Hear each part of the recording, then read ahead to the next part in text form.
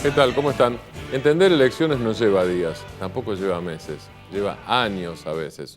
Sobre todo cuando son elecciones después de un ciclo de 12 años de gobierno, nada menos, los 4 años de Néstor Kirchner y los casi 8 años que están por cumplirse de Cristina Fernández de Kirchner. En realidad, más de 8 años. Es el mandato de 8 años, pero si uno analiza es desde el 25 de mayo del 2003 al 10 de diciembre del 2015.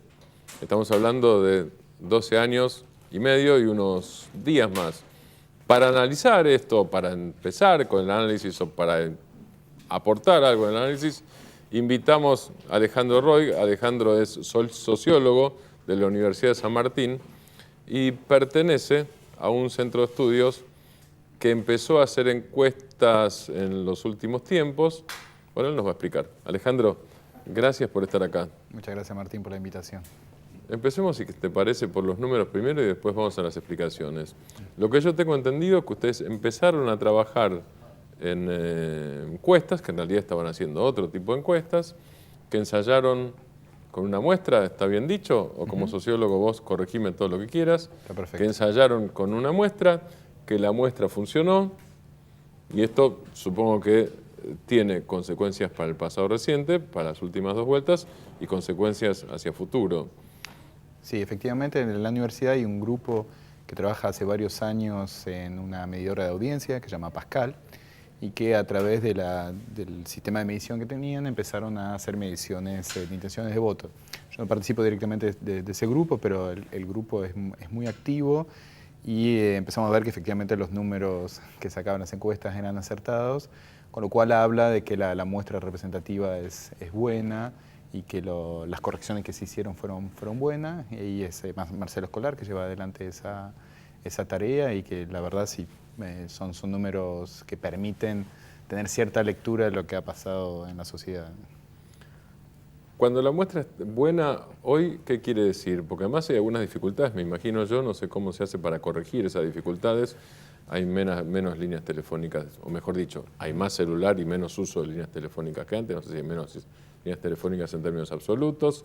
Hay restricciones en lo domiciliario. Alguna gente tiene idea que en los sectores humildes es difícil entrar. Alguna gente dice los encuestadores no entran en las villas, pero tampoco en los departamentos, en los grandes edificios de Palermo, Caballito, no solo no dejan entrar, sino a veces ni siquiera atienden el portero eléctrico. ¿Cómo se hace una encuesta bien hecha? Lo más complejo es poder reflejar la heterogeneidad de la sociedad. Digamos. A medida que nuestra sociedad se va complejizando, las muestras se vuelven más complejas y efectivamente el acierto de un buen muestreo es poder dar cuenta de esa heterogeneidad. Eso es lo que ha ocurrido en esa muestra.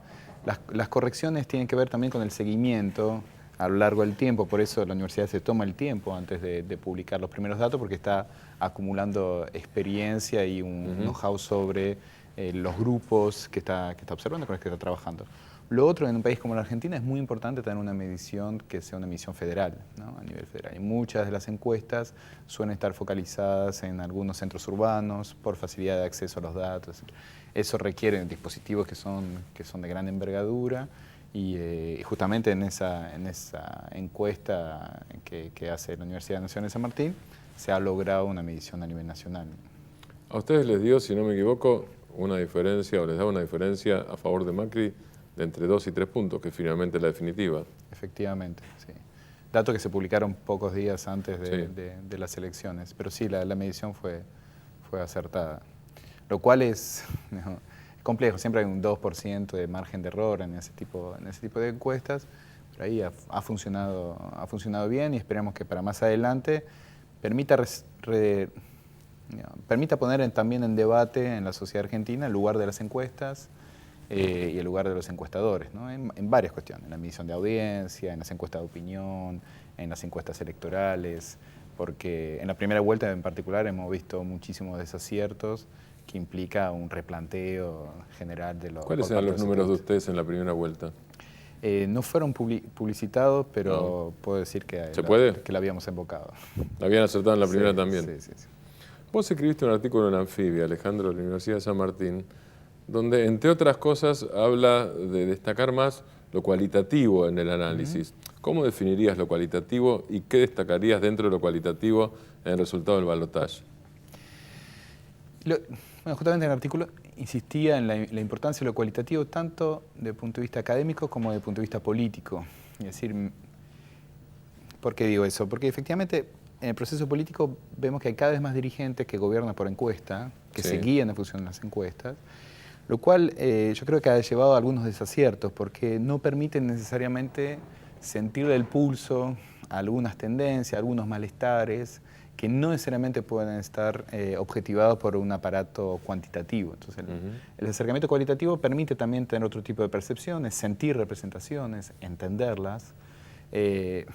Por ejemplo, deberíamos preguntarnos hoy qué significa la categoría de cambio, digamos. ¿Qué significó la categoría de cambio que circulaba en tantas palabras, ¿no? En tantas bocas? Decir, bueno, cambiemos, cambiemos.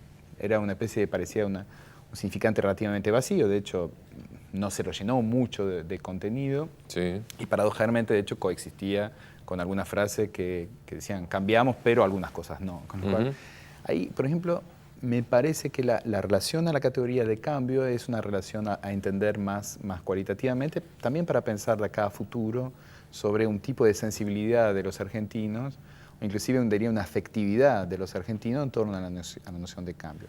Sobre todo porque ahora cualquier gobierno que dice que va a cambiar y que está en posición de gobierno empieza a tener sus paradojas, ¿no? Perdón que te interrumpa. Sí. El cambio aquí fue entendido por el electorado en tu análisis o en tu olfato, si querés. ¿Un sociólogo puede tener olfato? Debería tener. Debería, está bien. Lo cual hace que se equivoque muchas veces. Está bien, pero el olfato no queda descartado. El tema es no guiarse solo con el olfato, supongo yo. Bien, entonces a los periodistas nos pasa lo mismo. Por olfato, ¿el cambio fue en parte entendido por los votantes como castigo? ¿O como cansancio y después castigo? Yo creo que el cambio se asocia, de vuelta, creo, olfato, intuición. Sí. Creo que el cambio se asocia mucho a una idea contradictoria que es, el cambio es contradecir la contradicción, o oponerse al conflicto, conflictuar con el conflicto. O sea, es una especie de nueva dialéctica en la política que dejó el Frente para la Victoria en un juego que era un juego paralelo al juego que planteaba Cambiemos. En el sentido, si yo le planteo al otro de que estoy en contra, de que esté en contra de todos, o que estoy en contra de que tenga enemigos, y entonces apelo a la alegría, a la felicidad, del otro lado, si estoy acostumbrado a hacer políticas desde construcciones de contradicciones permanentes, de relación amigo-enemigo, quedo en una dificultad comunicacional, porque cada gesto que voy a hacer va a alimentar el discurso de lo que el otro me está planteando. Con lo cual implica estrategias comunicacionales y estrategias políticas que no han sido percibidas, porque justamente creo que no se terminó de sentir que en la sociedad efectivamente había algunos elementos que pueden parecer formales, pero que en un momento fueron centrales. Y también ahí creo que hay una confusión, de pensar que lo formal, si bien gira en torno a lo que llamaríamos contradicciones secundarias, puede en algún momento convertirse en una contradicción central para la sociedad, es decir, ser el eje de la discusión. Y eso no es solamente en Argentina, es impactante en las sociedades cuando, por ejemplo, se instala el problema de la inflación, el problema de la inseguridad. Son categorías que son muy difíciles de rebatir en la discusión política, porque nadie está a favor de la inflación, nadie está a favor de la inseguridad, pero a su vez no hay ningún elemento racional y concreto para luchar contra esas categorías. De hecho, Néstor siempre había estado muy atento de evitar, y hubo varios intentos, de instalar la inseguridad, por ejemplo, como categoría central de la política. Porque es una contradicción secundaria, lo cual no significa que no sea importante, significa que no es el centro de la disputa social que plantea un gobierno, tipo gobierno progresista como el Frente para la Victoria, y si lo pone en el centro de su dispositivo, es muy probable que pierda porque no tiene las capacidades de enfrentar ese tipo de problemas, inclusive comunicacionalmente. Ahora, déjame ver, si interpreto bien lo que vos estás diciendo, me parece que se desprende algo, que es que Macri, vamos a personalizarlo, o el PRO, o Cambiemos, logró imponer las reglas de juego de las elecciones. Esa es la sensación que uno tiene, obviamente con el diario del lunes. Sí, claro. Pero sí, que marcó, definió lo que estaba en juego en la discusión, y del otro lado se apelaba a defender, digamos, defender logros en torno a contradicciones principales, el tema del trabajo, el tema de las identidades de género, el tema de los derechos humanos, en fin, grandes temas históricos que finalmente no ocuparon el centro de la campaña. No se logró que ese fuera el eje. Y el eje se desplazó a cuestiones sobre las cuales el gobierno estaba muy debilitado para poder llevar, el gobierno, o el candidato, mejor dicho, no estaba necesariamente en las mejores condiciones para llevar adelante la pugna. O sea, efectivamente nos marcaron la cancha y las reglas del juego. Y las reglas del juego. ¿Qué es lo que vos decías antes? Si yo te digo que el tema no es de qué lado de la confrontación estás, sino que la confrontación está mal en sí mismo y vos entrás en la confrontación, y yo logré que la gente creyera que confrontar está mal, digamos, para decirlo en términos muy brutales. Exactamente, con lo cual cada vez, no es tanto por la cuestión de lo que se dijo sobre la política del miedo, no creo que pasa tanto por el miedo, sino por la figura misma de la confrontación. Estoy en contra de que estés en contra, con lo cual me deja a mí en una dialéctica, me deja en el aire. Porque además, en toda elección del mundo hay publicidad negativa. O sea, una cosa son las campañas sucias. Que las campañas sucias en general son anónimas o apócrifas, cualquiera de las dos cosas. Acá no hubo campañas sucias. La verdad que la campaña fue de los dos lados, te diría, en estas elecciones abiertas. No puedo decir lo mismo de lo que hizo Durán Barba alguna vez con Daniel Firmus, utilizando call centers que claramente, según la justicia, intervinieron haciendo campañas sucias. Eso es otra cosa. Pero en esta, en realidad, decir, vos vas a hacer tal cosa, y yo sé que vos vas a hacer tal cosa, no es campaña sucia. En todo caso, vos te puede convenir o no decirlo. Exactamente. Digo, eso no es campaña sucia, es campaña negativa en todo caso, si querés. Sí, y un sistema de advertencias. Que eso es interesante porque durante la campaña efectivamente no ha funcionado. La pregunta es si ahora en más también va a funcionar. Porque si frente a un gobierno que va a tomar una serie de acciones, uno está permanentemente diciéndole, advirtiendo sobre las cosas que pueden llegar a pasar, evidentemente eso no está funcionando desde el punto de vista comunicacional en el diálogo con una parte de la población. Cuando vos decís comunicacional, ¿no funciona tampoco desde el punto de vista de la articulación política? ¿O es un tema de publicidad solamente, de propaganda? No, cuando digo comunicacionalmente lo digo en el registro del diálogo, ¿no? Del tipo de diálogo que uno construye. ¿Cómo hacer para explicar que efectivamente algunas medidas que vemos que se están tomando o se van a tomar prontamente, cómo explicar que esas medidas históricamente, por lo menos de lo que podemos aprender de la historia, nos han llevado tendencialmente a ir hacia sociedades financiarizadas o donde efectivamente el centro de la acumulación está en torno a la renta? Es muy difícil transmitir eso en un diálogo más amplio porque implica muchas mediaciones teóricas, implica discusión sobre datos. Y creo que en Argentina también tenemos un problema, que es un problema que existe hace varios años, que es cuáles son las palabras autorizadas que tenemos hoy en día en Argentina que permitan darle asidero y solidez a ese tipo de discursos, digamos. ¿Cuáles son nuestros intelectuales de referencia que puedan hablar más allá de un conjunto de personas que ya están convencidas de una cosa u la otra? O sea, ¿cuáles son los discursos que pueden atravesar fronteras ideológicas o partidarias? Y ahí sí hay un desafío, me parece, para la intelectualidad, para el periodismo, que es encontrar nuevos registros de diálogos que permitan cruzar esas fronteras y poder generar debates que sean argumentativos, que giren en torno a los argumentos y que a su vez algunas personas sean motivo de cierta confianza, aunque haya un desacuerdo ideológico, pero que uno escucha a alguien y dice, bueno, esta persona más o menos no me está tratando de engañar. Alejandro, sin hacer esto, sin levantar el dedito, contra lo cual sin decirlo estás advirtiendo en realidad, sin levantar el dedito, ¿cuál es el escenario probable de los primeros meses de gobierno, por lo menos, de Mauricio Macri a partir del 10 de diciembre, según las designaciones y según las señales que dio hasta ahora? Me parece que hay una palabra central en todo lo que está instalando el futuro gobierno de Mauricio Macri, que es la cuestión de la confianza, ¿no? De recuperar la confianza. Ahora, en general, cuando un gobierno propone recuperar la confianza, la frase debería seguir, y es recuperar la confianza de los mercados en la Argentina. Y uno debería completar esa frase, es recuperar la confianza en los mercados financieros en Argentina. ¿Cómo funciona la confianza financiera a nivel mundial? Gira en torno a una serie de criterios que en general someten a los países a un conjunto de reglas.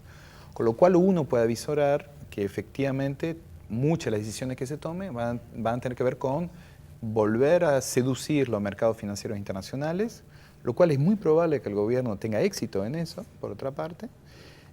Uno podría vaticinar, de vuelta con muchísima prudencia, Sí. de que ese éxito implica a corto plazo mejorías observables, pero a su vez uno tiene que advertir que ese tipo de inserción, de nueva inserción internacional de la Argentina a nivel mundial, también vuelve a abrir la Argentina a fragilidades o a riesgos a los cuales por el momento había escapado. Por ejemplo, la crisis de 2008 nos pegó mucho menos que otros países, por una buena razón, que nuestra forma de inserción en los mercados internacionales nos protegía de esas crisis. Estamos relativamente más desconectados del sector financiero, de los mercados financieros. Exactamente, y esa desconexión trae consigo una protección y una autonomía que es la conexión al mercado financiero internacional en la forma en la cual se está pensando, es decir, bajo la forma de recuperar la confianza, es sumamente peligroso en un mundo muy volátil desde el punto de vista financiero. Con lo cual, corremos riesgo de ver coexistir paradojalmente una recuperación de corto plazo que abre las puertas a una fragilidad a mediano plazo. Con lo cual, políticamente uno podría, si ese escenario se da y si dura más que unos meses, uno podría decir que un nuevo gobierno tendría una capacidad de movimiento relativamente alta. Y tiene una capacidad de acordar con algunos actores que el gobierno anterior no tenía, porque estaba en una relación de mayor confrontación. Seguramente, porque si uno vuelve para atrás, ¿no?, y mira algunas cuestiones que han molestado, que han perturbado el electorado.